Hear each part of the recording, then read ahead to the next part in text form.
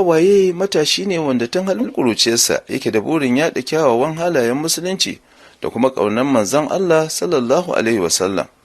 Ya cimma burinsa na cusa waɗannan kyawawan halaye a zukatan mafi yawan 'yan kallo.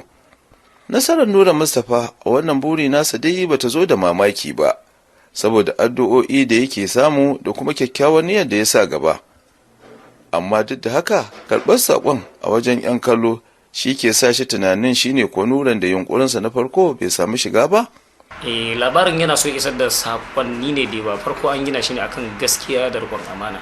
To daga ƙarshe kuma sai aka dinga masa rassa, aka dinga sako saƙonni ta yadda mutum zai rayu yadda zai sadu da Allah lafiya, ya yi rayuwarsa cikin salama kuma ya mutu cikin salama. Za ga tunda a sakonnin za ga akwai yadda ake koyawa da tarbiyya a cikin shirin, kuma da yadda mutum zai tsaya akan tauhidi da kuma yadda zai tsaya akan soyayyar ma'aikin Allah sallallahu alaihi wasallam, wadda mu da ita muka gada tun a gidajen mu, da kuma sauran abubuwa na ilmai waɗanda ba a san su ba, kama daga alwala, sallah da kuma tsarki da kuma zamantakewa na rayuwa. Isar da saƙo musamman wanda ya shafi addini da kamar wuya, saboda shi jigon fim an fi asassa shi ne kan nishaɗi kaɗai. To amma tunda an ce shi mai shawara aikinsa baya ɓaci, wani malami ne ya ƙarfafi gwiwar Nura ga wannan aiki nasa na alheri da ya sa gaba. Shi ai fim kamar kwalaba yake, idan kaga dama za ka iya zuba masa rubutu, idan kaga dama za ka iya zuba masa giya, in kaga dama za ka iya zuba masa zuma. To idan ka ɗauko yanzu fit ɗin Izza So, to kaga da rubutu da zuma aka zuba masa. Miliyoyin mutane suna kallon wannan shiri kuma suna tura saƙonni waɗanda su ne ma'aunin karɓar da 'yan kallon ke masa. Wallahi tallahi akwai wasu a lokacin tun farkon ma kafin shirin ya nisa, irin kawai dan dai ba zan iya zuba ruwa a kasan sha bane. Akwai wanda ya taba sun turo da sakonni cewa da suna yin wani abu mara kyau, amma ta dalilin kallon shirin Izza So sun daina. Akwai wanda ya ce shi ma'aikacin gwamnati ne, amma ta dalilin shirin fitin Izza So ya daina satar kuɗi. Wasu 'yan kallo sun bayyana ra'ayoyinsu wanda sun zo ɗaya da ra'ayoyin da Nura Mustapha ke samun sakonninsu a koyaushe.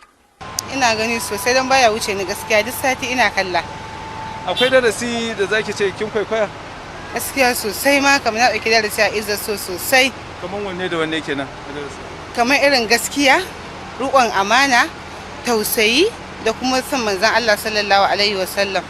Gaskiya duba da abubuwan da nake gani a wannan shiri na Izza So yakan nunar da cewa idan mutum ya riko da amana da gaskiya zai cimma nasara a rayuwarsa. Bisa ga duba ga shi jarumin Izza So din ya yi riko da gaskiya da aiki cikin amana, shi yasa ake ta mai bita da kulli wanda kuma nasara yake. Haka fa, ai shi nagari son kowa ne, shi ko mugu.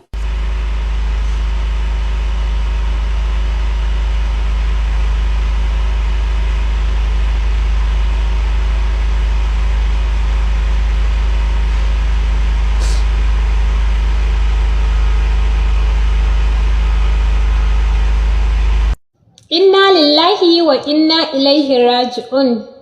Ina mai miƙa ta'aziyya ta gare ku masoya manzon Allah na rashin ɗan uwanmu da muka yi, wato Nura Mustapha Waye, masoyin annabi ne, hadimin manzon Allah sallallahu alaihi wasallam ne.